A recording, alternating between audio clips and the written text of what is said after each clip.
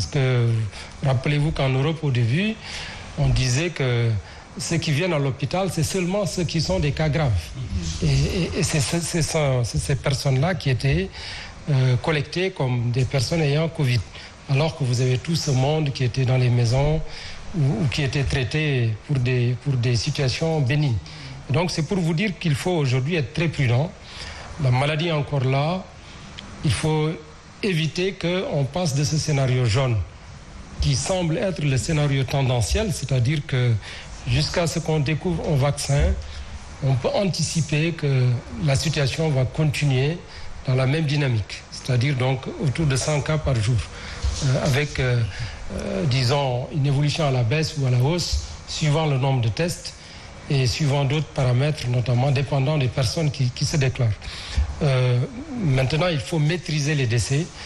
Pour maîtriser les décès, il faut agir vite. Ça veut dire qu'il faut aller vers les populations, leur dire de se signaler très tôt. Parce que s'ils attendent que la maladie évolue très longuement pour pouvoir venir dans les hôpitaux, bien évidemment, ça peut augmenter le nombre de décès. Donc aujourd'hui, pour le Sénégal, il y a la bataille de la transmission communautaire qui demeure et je pense qu'il faut une mobilisation beaucoup plus forte que ce que nous avons aujourd'hui. Il y a beaucoup de discours, mais dans les faits, dans les sociétés, dans les quartiers, dans les villages, je pense qu'il y a un gap énorme entre les discours et les réalités. Les communautés ne sont pas totalement mobilisées pour lutter contre Covid. Donc, si je vous ai bien entendu, vous faites régulièrement des études sur l'indice de sévérité de la Covid-19 au Sénégal en comparaison au reste du monde. Justement, pour revenir, qu'est-ce qu'on peut retenir de la dernière étude en date du 3 août ? Oui, vous savez, c'est un indice qu'on publie toutes les semaines. Le Sénégal, le 8 avril, était 3e mondial. Donc c'est un pays qu'on commençait à saluer au niveau mondial pour dire le miracle sénégalais, qu'est-ce qu'il explique ? Effectivement, on avait des taux de guérison très élevés, des infections limitées, etc., parce qu'on était sous confinement. Ce qui expliquait les guérisons, c'est parce que n'oubliez pas qu'à l'époque, on avait ce qu'on appelait des cas importés.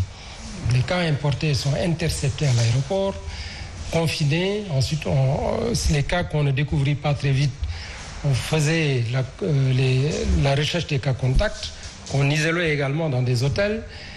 Et ça permettait très rapidement de prendre en charge les cas. C'est ça qui a expliqué les taux de guérison très élevés, le fait aussi qu'il n'y ait pas eu, disons, des contaminations importantes. Mais à partir d'avril, on a eu l'apparition des cas communautaires. Et donc, ça a changé la situation du Sénégal. Aujourd'hui, le Sénégal, qui était vraiment un miracle à début avril, est devenu un pays normal. Aujourd'hui, le Sénégal n'a plus quelque chose de particulier parce que même en termes de guérison, on ne fait pas mieux pour l'essentiel que les autres pays de l'Afrique de l'Ouest ou de l'Afrique, en moyenne. On est un peu dans la moyenne. Donc, il n'y a plus d'exception sénégalaise. Et donc, on est devenu un pays normal.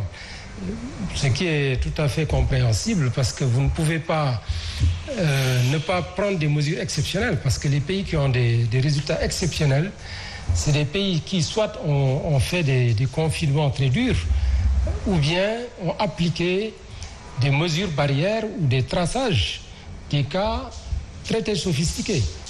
Au Sénégal, donc, le port de masque n'est pas systématique au niveau des populations. Aujourd'hui, même ceux qui ont des masques ne les portent pas de manière convenable ou bien n'ont pas des masques de qualité.